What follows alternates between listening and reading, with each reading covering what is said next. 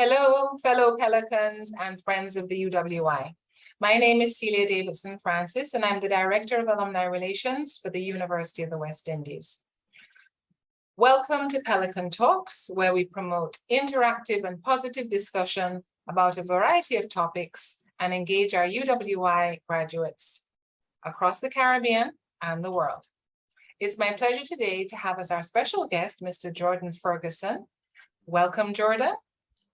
Thank you for having me, Celia. It's a pleasure. Pleasure to have you too. Jordan is also known as the business guru, and we'll hear more about this later. He's a success-driven individual who seeks to inspire and add value to the people and organizations with whom he comes in contact. He's relatively young, under 30 years of age, with over 8 years of professional experience in the fields of marketing, sales, business advisory services, and business development and entrepreneurship.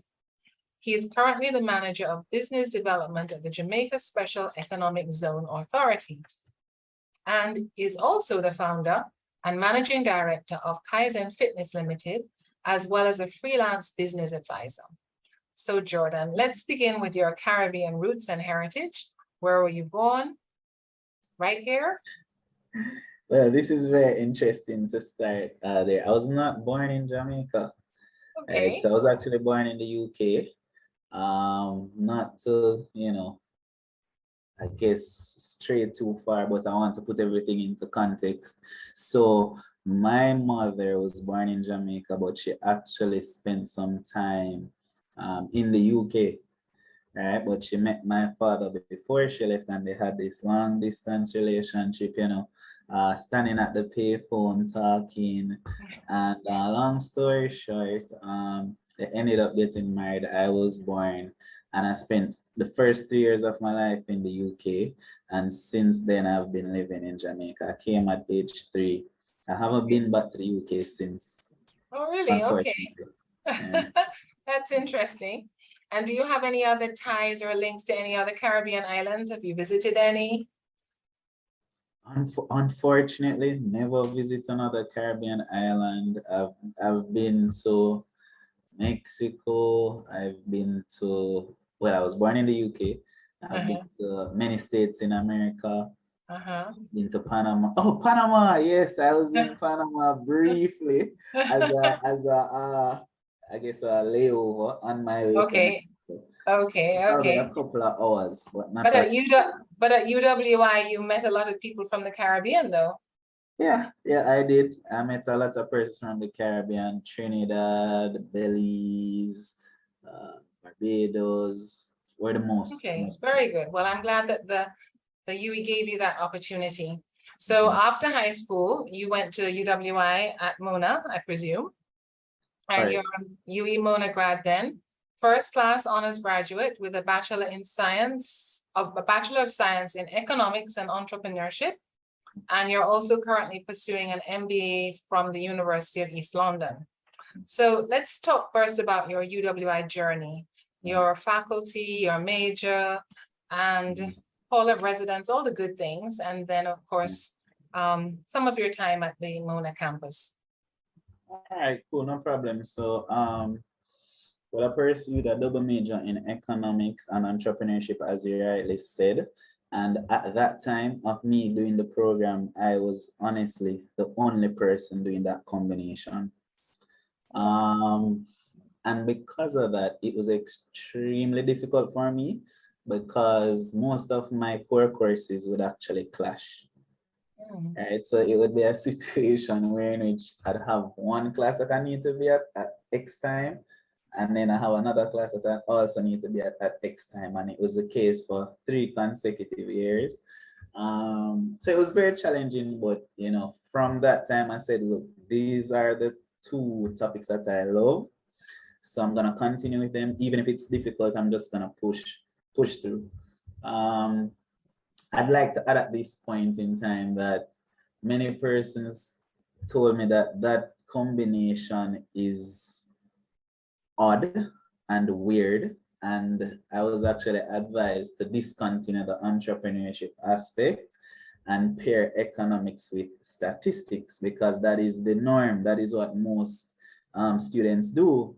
And I was told that it would probably give me, I guess, better opportunities from that combination. Um, I just believe that that was not my path. And I've continued with economics and entrepreneurship. And my first full-time work experience actually came in the field of entrepreneurship, because I became a business development officer at Jamaica Business Development Corporation. And funny, now that I've made this switch to Jamaica Special Economic Zone Authority, I'm using both entrepreneurship and economics. So I it don't was know, meant to be. It was meant to be. it Okay, was very meant good. to be. Yeah. So were you a commuting student or were you on hall? All right, so I was a commuting student, so unfortunately I didn't get the hall life experience. But you were attached to a hall though. I was attached to a hall. I was attached to Irving. And I'm Okay. gonna say I got to spend as much time as I wanted in the hall festivities. Yes, but that was my assigned hall at the time for the 3 years. Okay, well, you're a fellow Irvinite. I didn't know that. So that's good. Yes, Irvingites. I love it. Very good, very good. I also noticed that you were, while in undergrad, a member of UWI's Faculty of Social Sciences Honor Society. So despite struggling and having a lot of pressure, you still did well. And Right. you also received the Patsy Latchman Atterbury Scholarship in your undergrad, and also the award for best performance in entrepreneurship at UWI.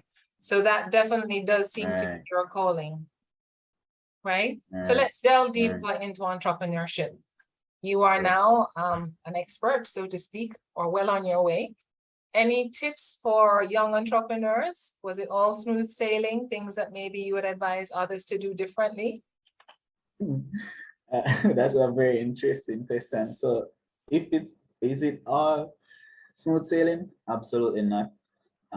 Personally, I like to be very upfront and honest with people. Entrepreneurship is the hardest career that you'll ever undertake, but it's no doubt the most rewarding.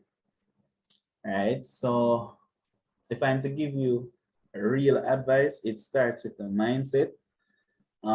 So I've worked with entrepreneurs in the capacity of a business advisor, and I'm also an entrepreneur. So a lot of issues that persons have coming into the entrepreneurial world is that you're probably used to the 9 to 5 system, where in which every single month you're guaranteed a paycheck once you've done the time. Entrepreneurship is by far different. There are no guaranteed paychecks. All right. So for example, if you are thinking about entering the field of entrepreneurship, this is my cautious advice. There is value in having a 9 to 5, but what I would say is ensure that you have a lot of savings to carry you throughout those initial years when you're building the business from scratch. Because if it is a case where in which every single time your business makes money, you take money out of the business for your personal usage, then it's going to be hard for you to actually grow and scale the company in the way which you want it to grow and scale. So having that safety net prevents that and allows you to grow your business faster. So it starts with the mindset first of understanding that this is a business, and it's not your piggy bank that you just take from when you want. Okay, that's very important for sure. Right. Okay, and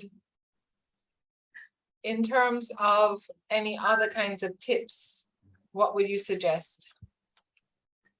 Well, You mentioned 9 to 5, and right. I guess some persons, perhaps you don't have to have a full 9 to 5. You could have a part-time job that allows you to have Sure. something regular, and Sure. then Sure.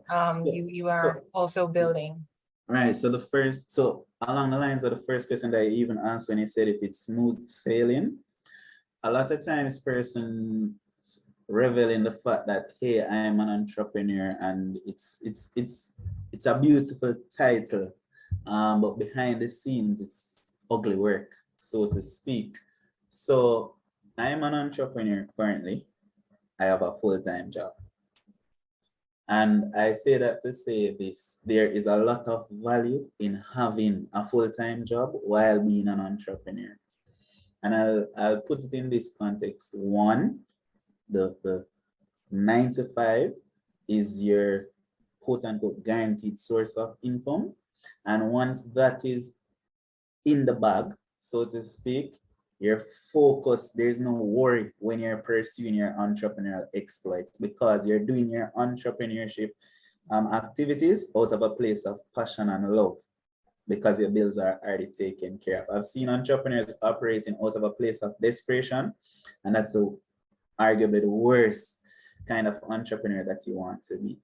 So if it's a case where in which you don't have a lot of startup capital, there's nothing wrong with starting out with a 9 to 5, and in your 5 to 9, you build your business part-time. In terms of tips as well, this is general like life advice. I would say in everything that you do, you want to look at someone who has done it already. And you want to seek out that person and you want to learn from that person, right? So you look at the persons that you want to emulate, you reach out to them, and they can guide you because they have probably made the mistakes that you're going to make, right? And in entrepreneurship, it's a stark difference from how we're programmed in school. Mistakes are excellent because that's the only way in which you learn and improve. But at the same time, mistakes can be costly. So if you can seek out the expertise and the guidance from someone who has done it already, that is a good way to start as well. So let me just kind of summarize it. If you're looking to get fit, you need a personal trainer, right? So if you're sick, you go to the doctor. Doctor is the expert. You're seeking their guidance. So if you're a startup entrepreneur, you need a business advisor for them to guide you along the lines. So it's seeking out that mentorship and expert guidance is very critical. Okay. And is this the first business that you've had? Or tell me about that story. No, this is not the first business. This is probably the 5th or 6th business that I've had. And I am very proud to say that those 5 businesses have failed. Okay. And the 6th business currently is doing well. I want to talk a little bit more about that so that people understand that maybe failure is part of the process.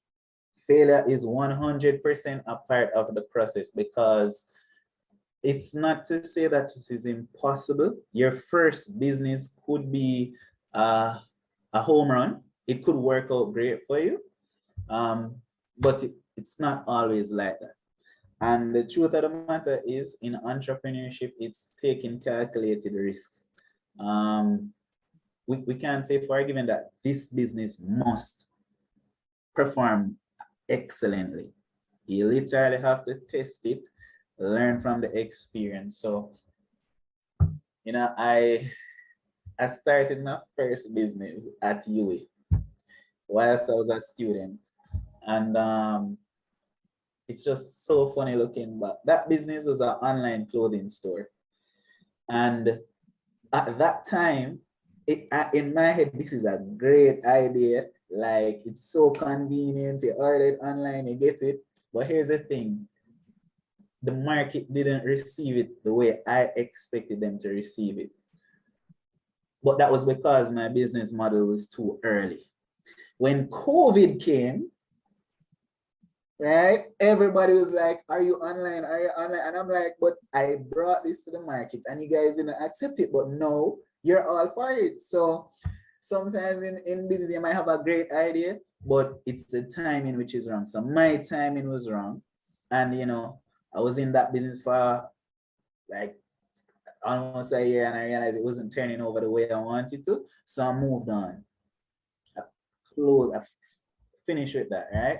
But that was a learning experience. I learned the value of timing. right? And also you had the courage to when it wasn't working, to stop and go on to the next, because I think that's probably something that people don't do. They hang on in the hopes that, you know, things will turn around, Mhm. and they don't always do. So what was the next one? All right. All right. So then the next one was actually in the field of network marketing. I'm not sure if, let me just give you a brief synopsis of that industry.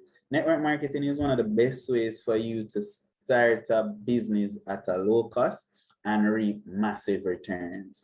Right. So what you're doing essentially is you're purchasing the licenses and rights to market another company's products under your own brand. So I actually did that for 2 years. And I was selling travel-based subscription memberships. And a part of it is where in which you have to do some sort of sales and recruiting. And I built a team of we grew an organization of about 400 people, meaning Wow. there were 400 people purchasing this product or service. But here's the thing, it was in the field of travel. So when COVID came, and here's a part which was very disheartening. That business was doing extremely well for me personally. But when COVID came, it's a travel-based business. So that went under, unfortunately.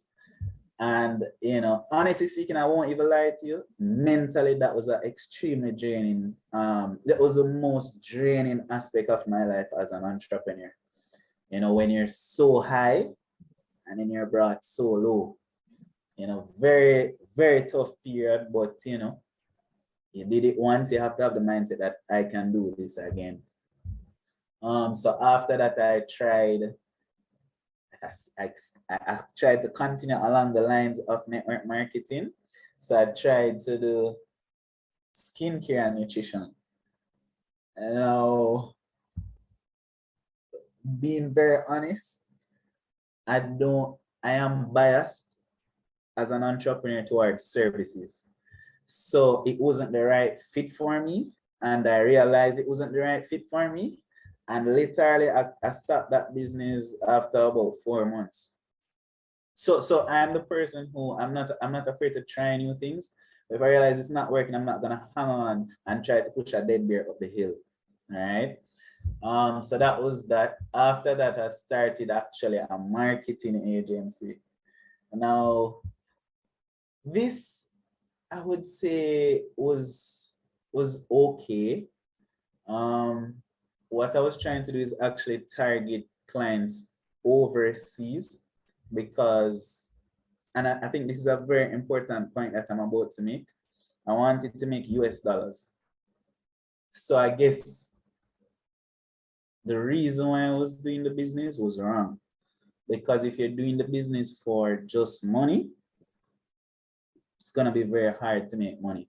When you're doing the business out of a place of, I love this, there is a need, or people want this, and you're providing a service that is solving problem, that's actually the best way to run a business. But my mindset was probably just on money, and it didn't work out. Right? And then now I'm at my current business, which is actually working. And it's, I guess all the learnings have compounded, and now it's still hard, but it's not as hard as the other failures have been. Right? So the current business that I own is Kaizen Fitness Limited. Our vision is to make personal training affordable, convenient, and holistically transformative. Now, we have 3 core beliefs. The first core belief is that a personal trainer shouldn't cost an arm and a leg. In Jamaica, the cost of a personal trainer is extremely high. All right. So our price is extremely low in comparison to the market. The second belief that we have is drastic and instantaneous dietary changes are unnecessary. And as such, we believe that it's a process. You don't eat one way today and tomorrow you just eat. It's a process, a day by day process in which you improve. And third aspect is the fact that working out actually requires 80% of your mental um, abilities and 20% of your physical effort. Now, what I realize in the personal training industry worldwide, but even more so locally, is the fact that there is an overemphasis on what you can do physically and you're not trying to grow yourself mentally.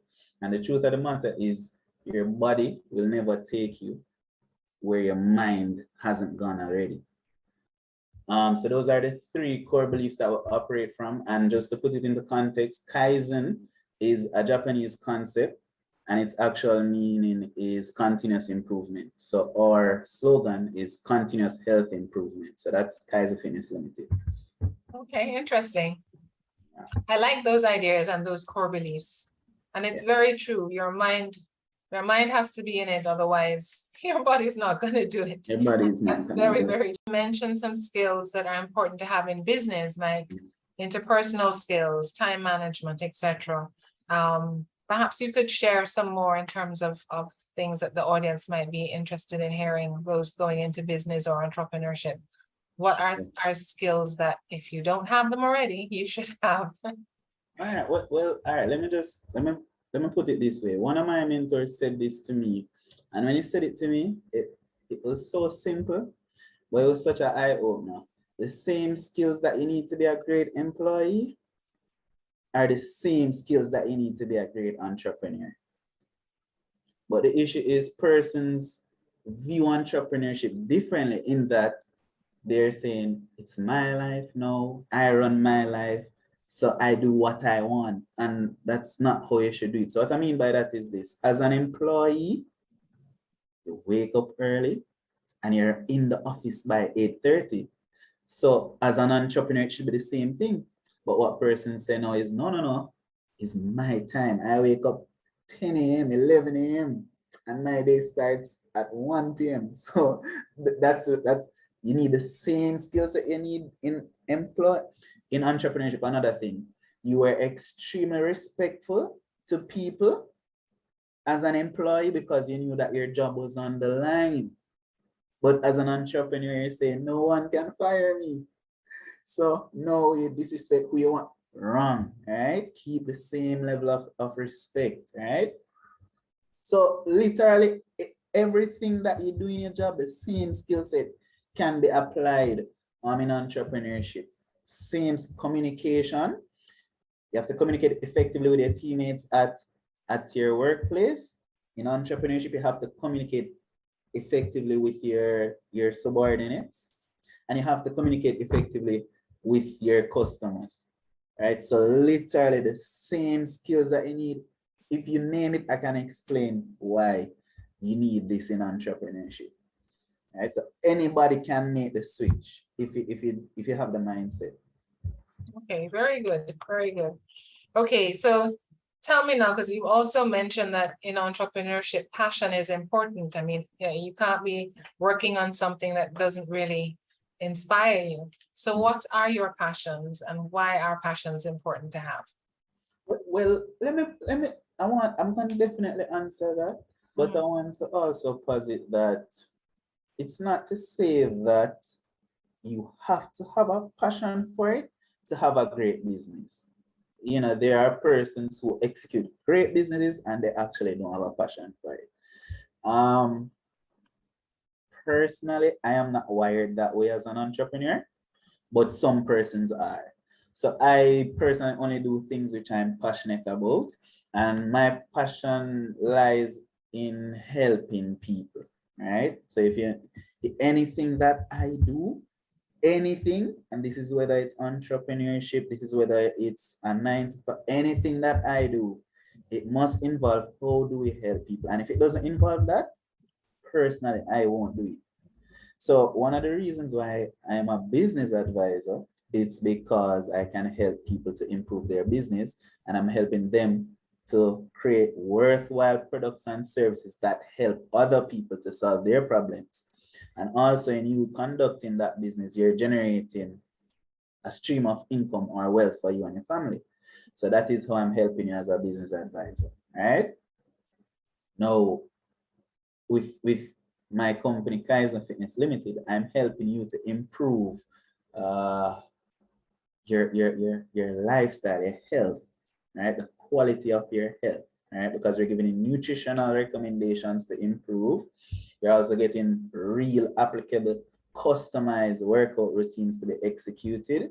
And you're also getting access to literally a mental development program. So I'm helping you as an individual to improve your life.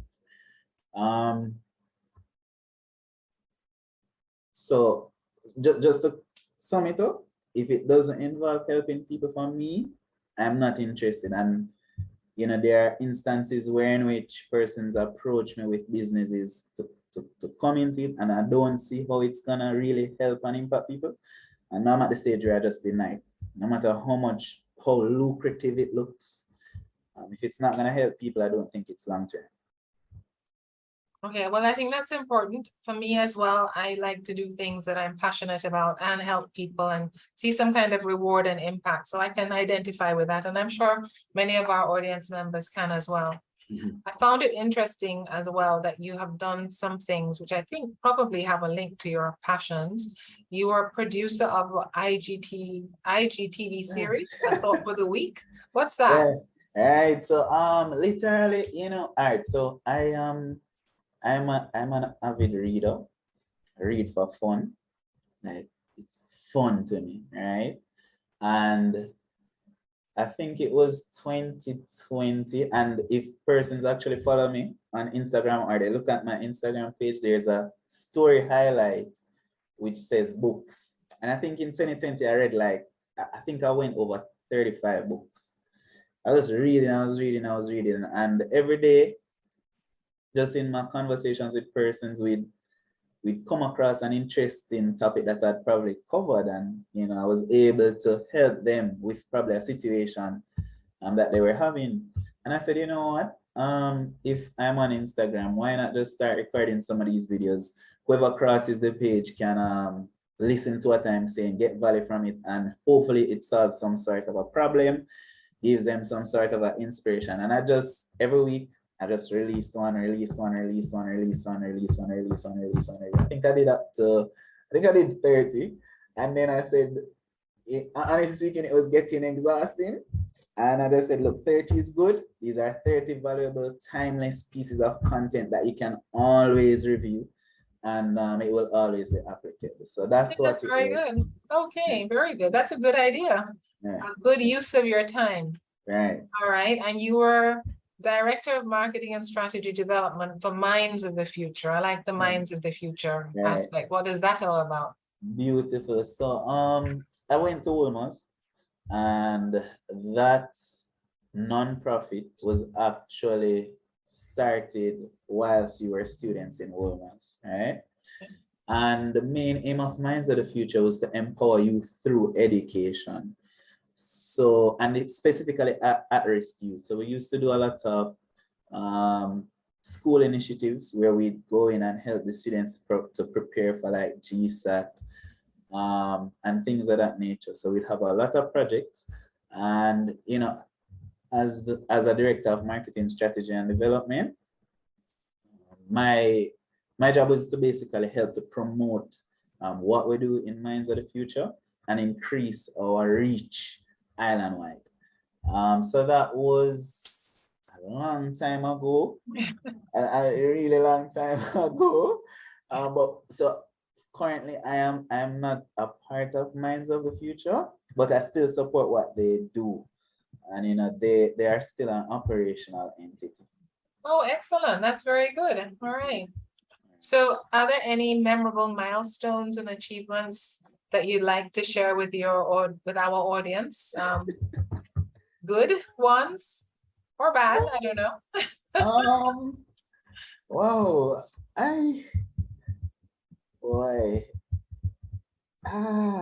If there are any memorable milestones or achievements. Wow, that's such a tough question. It is. Okay. There are so many, but let me say this. One of the I'll probably just list a couple. Okay. Right? One of the very actually cried when I actually cried is when I was leaving UWI And I was in my vehicle with my friend. We were on our way to play football. Because I play football, I love football, you know. And I got a call from UWI. This is after I left, you know. And they said, um, they were saying, is this Jordan Ferguson? And I said, yes, this is Jordan Ferguson. And they were saying, we'd like for you to attend. I think it was an award ceremony. And I said, sure, no problem. And I didn't know why they wanted me to attend. But they were saying, and the reason why I wanted to attend is because, you were actually number one in your program. You had the best performance in the entrepreneurship batch of students for the 3-year period. Wow. Yeah, man. So I was very honored, and I told her thanks. I didn't cry on the phone, but after we got off the phone, and my friend can attest to this. His name is Dimitri. You were very moved. You were Yeah, very man. moved. Yeah, man. I cried. I cried because, yeah, man, because I just thought back to person saying, don't do entrepreneurship as a field of study because you can start a business without the knowledge. Not disputing that, but to know that it was heavily discouraged, and there was such a great reward at the end. It was very emotional, and let me be very honest with you. I'm not the easiest person to show emotion in that way. Right, so for me to cry, yeah, man, it was a huge, for me, it was a huge milestone. Okay, well, I'm sure your parents too were very proud of you. So yeah, they were great. very proud. I can just list a couple. One of the next big milestones at that stage in life is probably in high school. So there was a Riverton dump issue, and they asked budding economics students to actually give their views on what the Prime Minister at the time had said about the situation. And I was one who gave my views, and it was actually featured in the newspaper. I believe it was probably, I'm not sure if it was the Observer or the Gleaner, but actually still keep it so I can look back. All right, but yeah, it was featured in one of those prominent newspapers, and it was very well received because whilst I didn't agree with everything that the Prime Minister said, I was still respectful. I didn't, I wasn't disrespectful or anything like that. I just shared my views, and I stated areas of improvement that I believe could have been implemented. So that was as a fourth former, to me, that was a huge accomplishment. Oh, absolutely, absolutely. A huge accomplishment. Yeah. All right. Honestly, I could go on and on, I can tell you the next one. Okay, one more. Okay, one more. And I'll tell you there are many, but another one was as it pertains to doing like trying to do a master's program, right? So when I left UWI, I was very grateful for the UWI experience, but I love to try new things. So I was saying, all of my schooling has been local and I loved it. But I want to compare other schooling and just to see what the difference is like. So I was looking for a lot of programs, and I'm not gonna lie, the cost was very demotivating. Cost was it's very demotivating. But I just kept looking, and there was a point when I just wanted to experience schooling in Canada. I don't know why. I guess I just kind of like how Canada is, positioning itself as a country. And I just wanted to experience, what is their schooling system like? And, I went on many calls learning about their schooling and things of that nature. And I just remember it vividly. A university representative from a Canadian institution, they reached out to me, and they were saying that I need to start a program, and it's X amount of money. And I was telling him that the cost is still too high, and he was saying that we'll probably take off like 1,000 Canadian dollars. So I'm like, 1,000 Canadian dollars not gonna really make a huge right. So the point of the matter is though, I came across another program, the program that I'm currently doing, which is sponsored by UNICAF. And currently I'm pursuing that study at the University of East London, and it's online based. So I was telling that representative that I found this program and I think I'm gonna go that route because it's actually very affordable for me, and it's a 80% scholarship. And the gentleman, I remember it vividly, he said to me that day, and he has an accent, and I'm gonna try and mimic it. He said, "Listen, Jordan, I assure you, there is no way possible on earth you'll get to do a Master of Business Administration with an 80% scholarship." And you know, that really hurt. That did hurt for true, because it's like me I try, and he must say, "No, go work." And he said that, and you know, I said, "I hear your concerns, and you know, thank you for it." But the next day, they actually reached out to say that I was getting the 80% scholarship. Oh, wow, that's Yes. excellent. Yes. So it was very, for me, it was a big thing. And you know, I think a part of my life is sometimes you cannot always let other people's doubts, fears, you know, stop you from pursuing what you think is best, you know? Mhm, that's for sure. Very interesting. Okay. Yeah. So do you network a lot to see what others in your industry are doing? I love to network, and here's the reason why I love to network.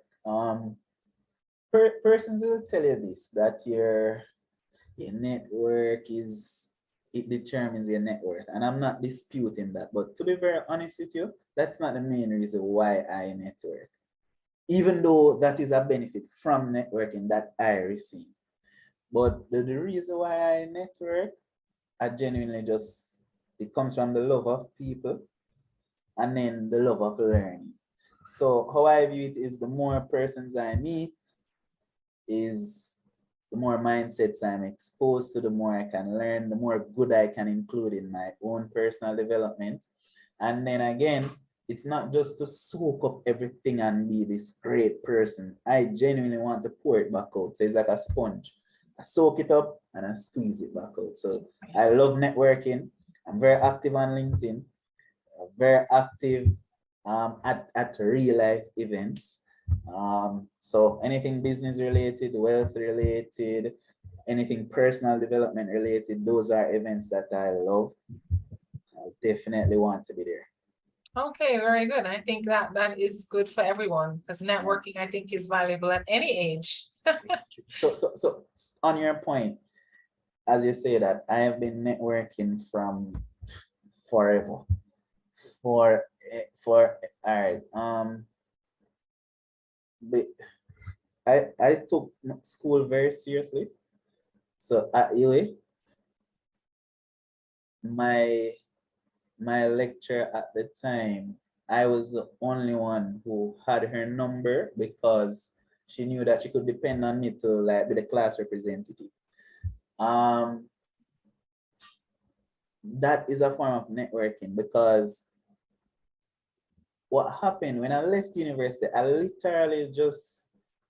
was just saying I finished, and I was telling her that I finished, and I sent her a picture of my degree, right? And she literally said, "Oh my God, Jordan, I have a job for you." Right? Wow. Right. And that's networking. And she didn't give him the job. I had to do the interview and compete with everybody else. But if I didn't network, if I didn't get to know my superiors, and she's still a mentor today. Her name is Althea West Myers. She's a great person, right? She still mentors me today. But if I didn't actually get to know her, speak to her, learn her as a person, as an individual, I mean, that possibility may have never, I didn't go looking. I was Right. just saying, here's my degree to show her that, you know, I'm making you proud, because, you know, I respect her as a teacher. And she said, here's an opportunity for you. Apply. I applied. That is how, you know, I got the job at JBDC when I did the interview. Wow. Wonderful. Wonderful. Networking is extremely important. Yeah. What about taking risks? I am for it. I am 100% for it. What I say is take calculated risks. Okay. Take calculated risks. So That's for important. Calculating risks. right. So for example, well, I just want to use it as stocks is very popular, right? And I am not an investment advisor. Let me just be very clear. I'm not licensed to give financial advice or anything of that nature. But my approach is this: any money that I invest, I must have the mindset that this money might be lost. So the point is, don't put it down if you cannot afford To lose not it. to lose it, Right. right? There's a possibility that you might lose it because a business can fail. And if you're investing in a stock and that business fails, that's your investment gone, right? So it's about taking calculated risk. So how I would invest in companies is I have to believe in the business model that they have. I have to believe that it will be around for a long time. I have to believe that their products and services are helping people. And then you have to look at the financials. How has the company performed over the years? And what do you think they will be doing in the next couple of years? Right? And then you put down your money and you have the mindset that it could still not work out for you. That's very true, because especially in today's world, so much is now being influenced by technology that businesses that have been around for years are failing because the market has moved on because of technology to some other kind of format. Right. And Right. things that you would never think would fail, or Fail. you never would think would fail, are now failing. So Right. you really have to be on your toes and know what you're doing. So, Right. okay, very Yeah. good. Yeah. So overall, what do you think, or what would you say is your philosophy of life? Oh, yes. Philosophy. No, it's two. But the first one is I went to Olmas. I love my alma mater. And the motto is Age Quadagis. That means whatever you do it to your best of your ability. So personally, nobody can say Jordan Ferguson did X task, but he didn't give it his all. That cannot happen. It won't Okay. ever happen. But that's a good Because philosophy for your life, and whether you're enjoying it or whatever you're doing, whether it's personal, professional, right, emotional, whatever. right, You right. So just whatever I do, I'm doing my best. And it gives you such a great peace of mind to know that you gave it your all, you left nothing in the. I love knowing that. That really made me sleep good at night. Yeah, man, see, because yes, I knew that I didn't cheat the process. I right, didn't cheat the process. right. Right? So that's the first philosophy. The second philosophy, I think, it even stems in the company that I created, Kaizen. That concept, that concept of continuous improvement, it's so big, right? So for me personally, I love to learn.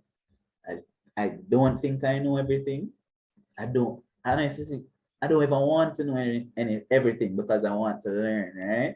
So no matter how much knowledge I acquire, I want to improve in every aspect of life as well. And I guess I want to do this so that I can also help other people to do the same. Yeah. And so I those like are my that. I like that aspect. It's if you never feel that you know everything, it kind of keeps you humble and keeps you excited about life. So I think that's something that right. yeah, I'm gonna look at life in that way too. So thank you for that. No problem. What are your major inspirations and influences to date? Wow, Who major. or what has influenced you? Wow, this is Professionally or personally? I mean, because you're a professional. whole being, so Yeah. lots of influences probably. Wow, this is interesting. A very interesting question. Um, so are we talking along the lines of role models? I guess you could, yeah. Yeah. Alright, cool. So I want to give it like divide it in half. I want to use role models of persons who are in my life, but I want to also give examples of role models of persons that I don't know. Okay. Right? So in my life, my father, right? And I'm gonna be very, I'm gonna really explain why I respect how he has nurtured me. He gave me everything that I needed in life, but he did not give me everything that I wanted. Mm. Very key. Right. And you see, because of that, I think, and as a parent, you have to know how to parent your child, because you can't have two children and parent them the same.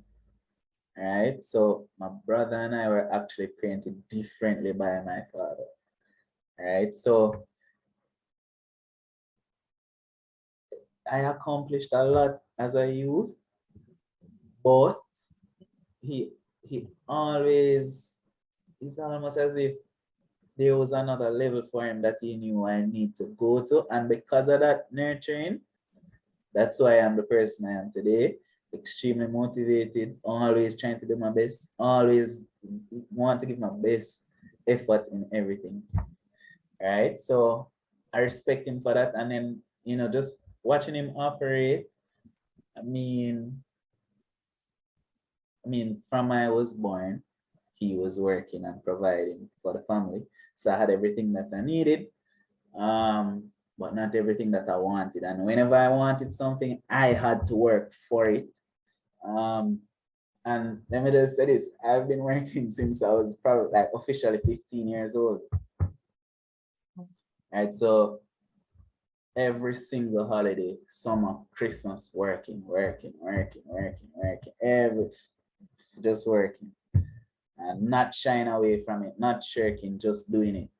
And it's because of that culture. And so he's definitely a role model. I want to share another role model in my personal life. Is an uncle of mine. He is overseas in the States. What I respect about him is the fact that he has a very good quality of life. And when I say quality of life, persons will think it's just money. No, he takes care of his health, takes care of his wealth, and he takes care of his relationships as well. Right? And that is something that I definitely try to model.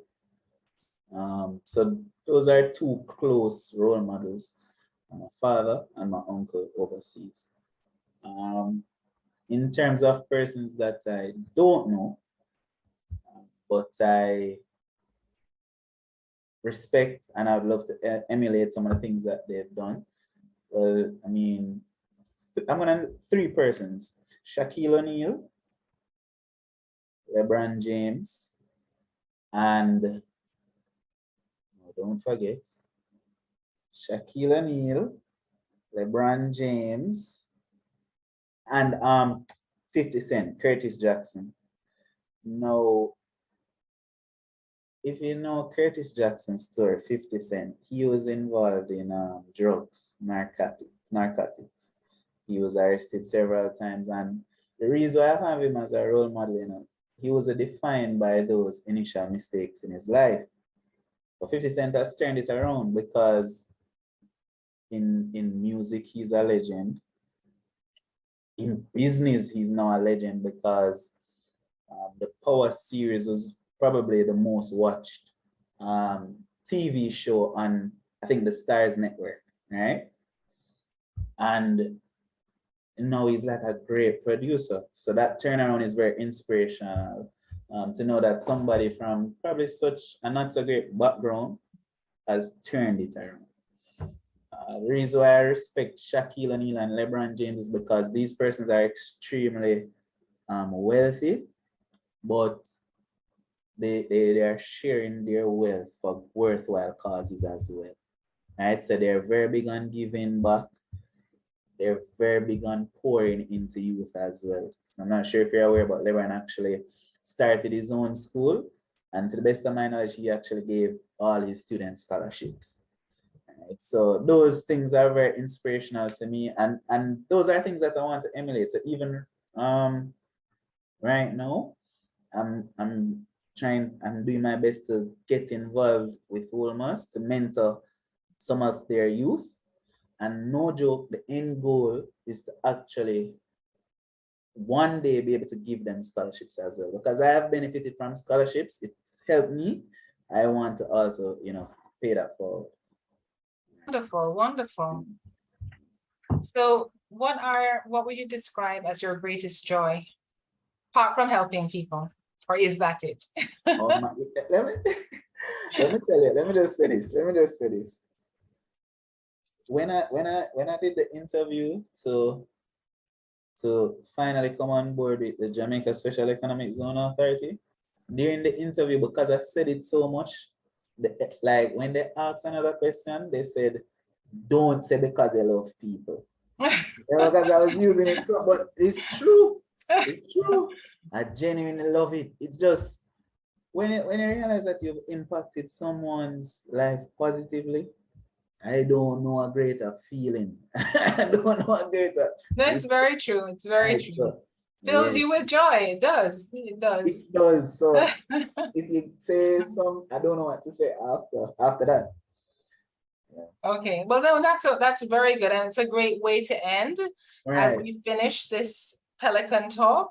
So I hope, fellow Pelicans and friends, I hope you've enjoyed today's Pelican talk with our very special Pelican guest, Mr. Jordan Ferguson. We look forward to you joining us on our next Pelican talk, where we engage alumni across the Caribbean and the world. And we really thank you for tuning in. I'm sure that you, like me, have enjoyed all that Jordan has had to say. And do remember to always show your Pelican pride. Definitely. Take care until next time. And thanks again, Jordan. All right, bye. Bye.